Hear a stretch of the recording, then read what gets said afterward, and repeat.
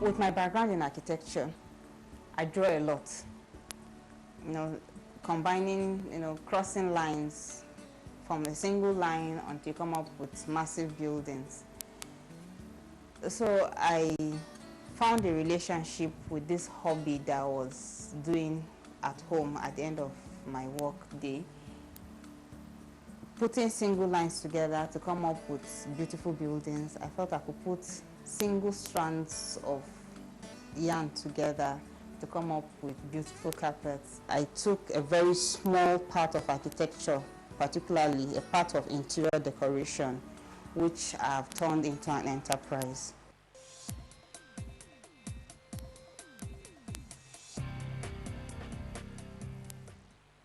Gloria Jagaba, who hails from Niger State, north-central Nigeria, developed artistic abilities during her childhood days. But a typical and pervasive Nigerian mentality forced her to pursue a different career path. I always mention my dad. He himself was a technical teacher. He was into metal work. Sometimes we used to follow him to his workshop, and he was always encouraging us to be innovative.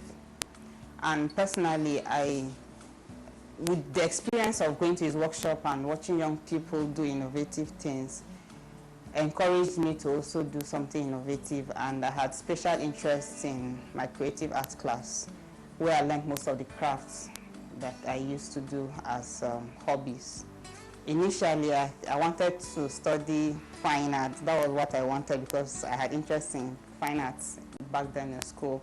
But the African syndrome, no, do something more professional. And that's how, along the line, I saw myself, I discovered architecture, which was kind of artistic, at the same time technical and also professional. And then still the background in architecture grew my creativity to be able to venture into what I'm doing today. She spent 3 unfulfilled years working a full-time paid job in the architectural space until she realized that she could channel her inner creativity and stand out among her contemporaries with design background.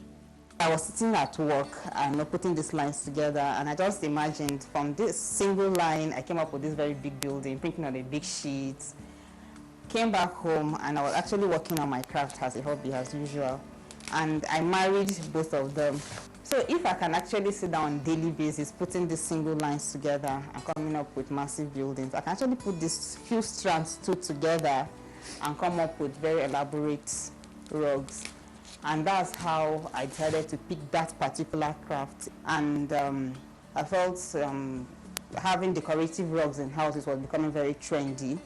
So I thought this is something that I think I can expand. Even though the market, Nigerian market, is filled with lots of mass-produced rugs. So I thought coming up with one that's handcrafted will actually be different and thrill people. How were you able to, successfully transit to having your own business? I mean, were you not scared of, leaving the known for the unknown? I was scared. I lost the idea of starting my own business about a year into when I eventually left my work. Even though as young people, sit down, how much am I even earning? It's so small.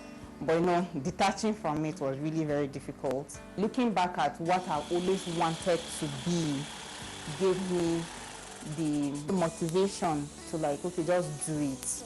You can't just keep dreaming it and be afraid to do it. And they always say courage is not the absence of fear, but the overcoming of it. I did a lot of research, a lot, and backed it up with trainings. Read a lot of books.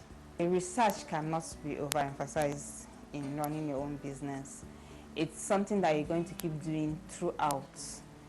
Up to now, sometimes I stay up to 1 a.m. just researching, both general running of a business, generally speaking, and then your particular business. So you need to really research and see what has been done, what can be done, or what is being done with this simple thing, because there are little things really that grow up to be big enterprises tomorrow.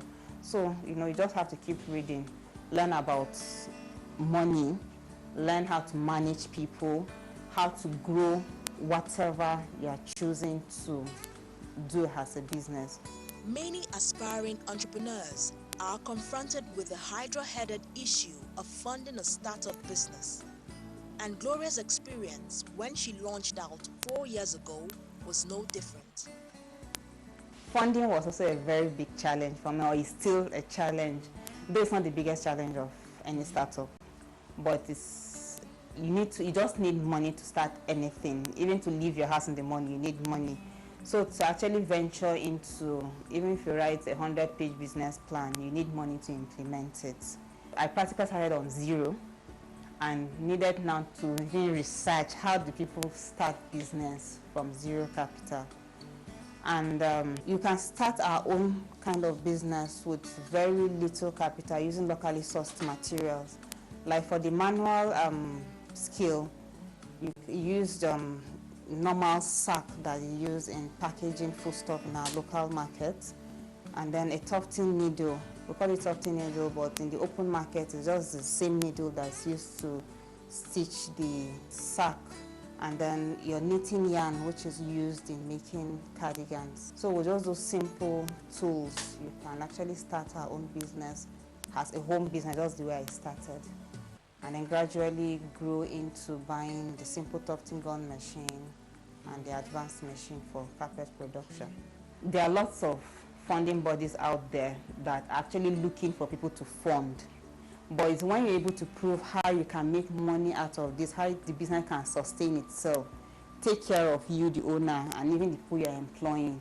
Once you're able to convince the funding bodies about these things, funding is no longer a problem. You meet other bigger challenges that you can even see the money and like, no, this is not my problem right now. I need to sort this one out before the money. Patience, perseverance are very key to any business. And as a senior colleague will always say that every business began as a one-man business, no matter how big it is today.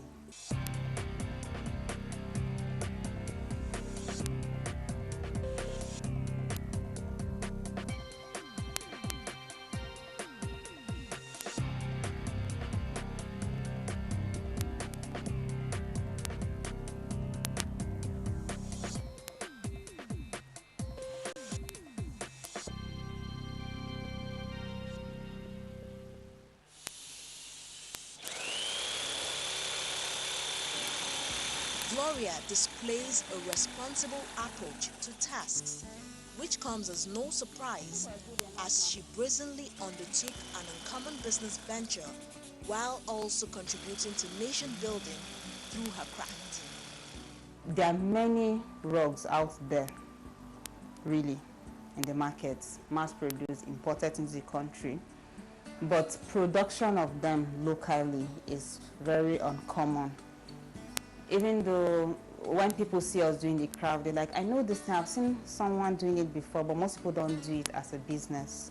And then with further research, I realized, okay, I found how I can actually gradually bring in machine production and combine it with the manual craft to come up with unique finishes that are not commonly seen in the market. And that's part of our objectives, to make people aware that this thing that you see in the market and you think it's all imported, it's not commonly done. It's not true. You can actually do it yourself. And we train young, passionate people because our vision is to one day have a network of hand tufting young entrepreneurs nationwide.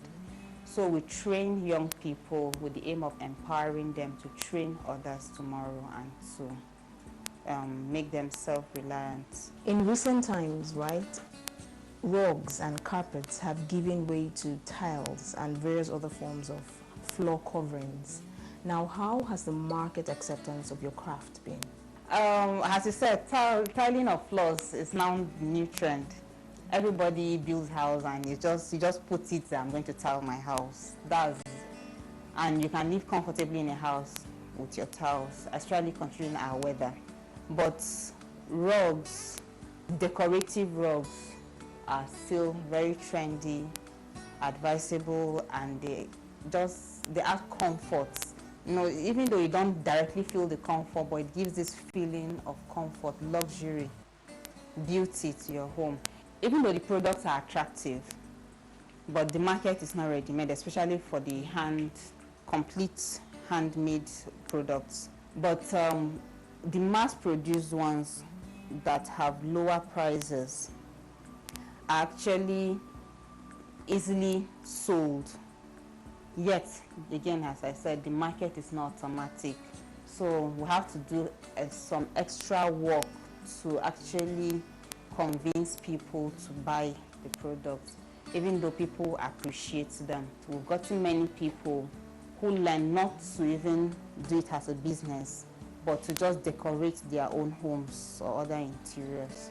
So yes, it's not a common business like so many other crafts, but it's something that hopefully we'll be able to actually promote until everyone can easily get it done. Beyond that, she highlights even more disturbing problems that could stifle the potential of small and medium enterprises for a vibrant private sector-driven economy. If we had electricity from the national grid, we'll actually spend like 20% less than what we spend on a daily basis on production. So one of our challenges. And then getting skillful hands to work. Our economy is very bad. Everybody wants to make quick money. Nobody really wants to work. So getting people to work with you dedicatedly, with passion, is a very big challenge too. Penetrating the market is another one. The fact is that an average Nigerian appreciates the foreign products compared to the homemade products. Well, they'll say for obvious reasons. Like Nigerian made products are not meticulously made, so people claim, though I don't believe it. Because there are times where you actually buy imported things and you'll be disappointed. Homemade things are actually designed for us, for our weather, for our economy, for our lifestyle. But convincing people that this homemade product is actually better or is good enough for you. So penetrating the market is another problem. Tuft Craft Studios, which became operational in 2012 with an unsuspecting Gloria and just her manual craft, has today grown to accommodate more members of staff and machinery for large-scale productions. She shares a few business principles. Patience, perseverance are very key to any business.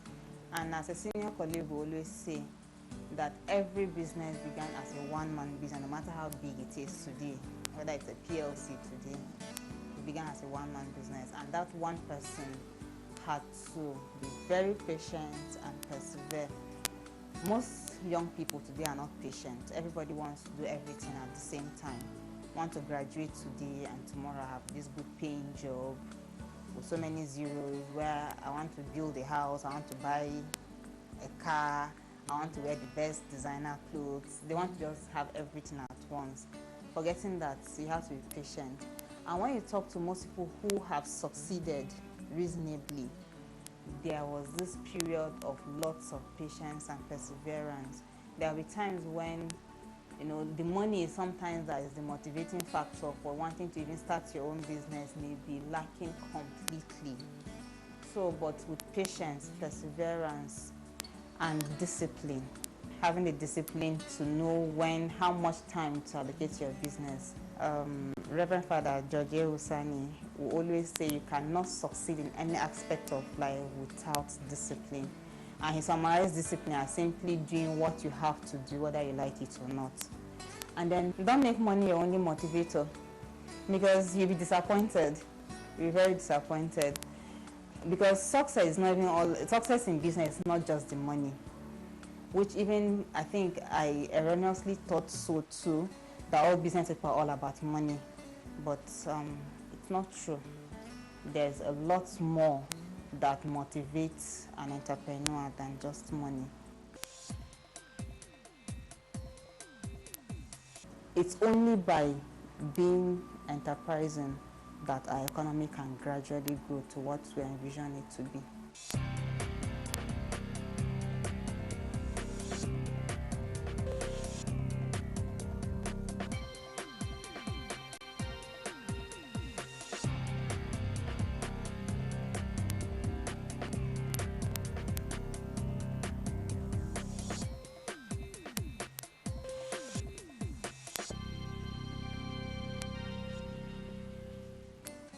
We'll demonstrate how to make a foot mat, which can be done in about 30 minutes. Then another 30 minutes to do the finishing. But the tufting process, within 30 minutes, you can get a foot mat done. And we're coming up with a new idea. We have lots of foot mats in the market with welcome. So we're trying to make it indigenous by replacing the word welcome with our indigenous language, at least starting with the major languages. We have a kabo, salam, common among most Hausas. So we'll just quickly demonstrate making the foot mat with no inscripted on it. So we call this primary backing material, where the rugs are tufted upon. This is like the base, alternative to this sack that we use for the manual skill. And then usually we'll draw the patterns on it and identify the colors that are going to be used. I'll have templates like this for easy repetition of the patterns.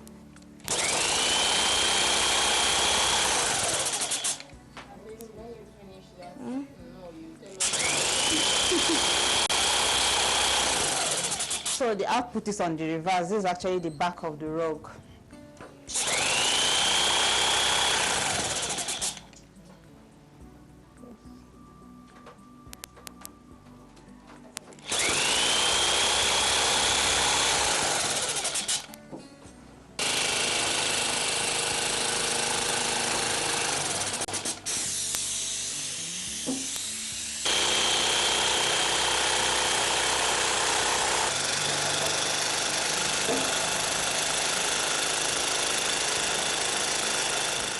This is a foot mat with welcome written in Igbo language. No.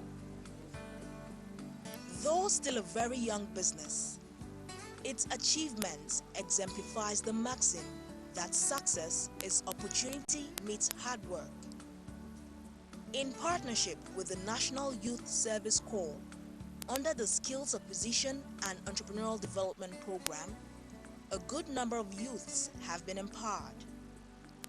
Working with Gloria has really empowered me. It was one of the main reasons why I chose to work with her, because she too is a young person and I'm young too, and it makes me think of other things I can do for myself and in a way impact other young people. And everything doesn't end with white collar job.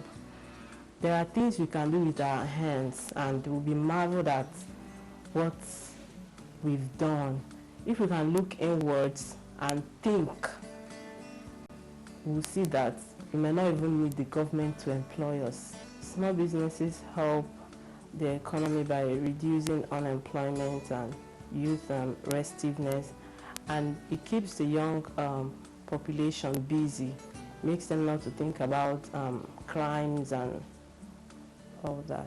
The first time I saw an exhibition and they said you could have the opportunity to learn something like this, I was like, really? Wow. It was so beautiful, and immediately I came and registered, because I think most of the rugs usually come from Italy. We have to buy them from Italy. So if we can make them here, no need to import. We can do whatever we want. We can make it to suit our African themes, our African cultures. We can just do even our normal designs and prints on them now to depict the Africa, to depict Nigeria. I'm sure very soon we'll be able to make people's faces, because now we have teddy bears that we make with colors. So I'm sure very soon you can start making images on rugs, and then somebody has the image in the house, like made in a rug form. After this NYSC, definitely the reality will now come on you, and you need something to sustain yourself. We see this 19.8 that the NYSC is paying us is just 19.8, but when we finish, we look at it as a big amount of money that can sustain one. So after the NYSC, I would like to have something that will be bringing in income, because if everybody is making something and doing something for himself rather than, you know, waiting for others to bring in something, and especially in Nigeria now, that the government now is wanting to improve Nigerian-made things, people consuming what we make here. You know, when everybody is making one or two things, I am making this, you're making that, you know, the shoes we wear, the clothes we wear, if they are made from one or two people, definitely the money is coming back to our country and is in circulation, and it will make Nigeria a better place. Gloria Jagaba has tasted both worlds of paid employment and employer of labor, and she advocates for more concerted efforts towards enterprise development in Nigeria. I have a vision to be a leading producer of handmade rugs in Nigeria and have a network of rug producers, young passionate people who are self-reliant from using their hands. So that's that vision that keeps me going every day. Like, okay, if you began alone, today you have two people who are very dedicated. You know, it's like share your passion. Don't know you can increase them to 5, 6, 10 tomorrow is when you keep working. You know, the dream will not just actualize itself by just putting that down on paper and probably reading it out or selling it out.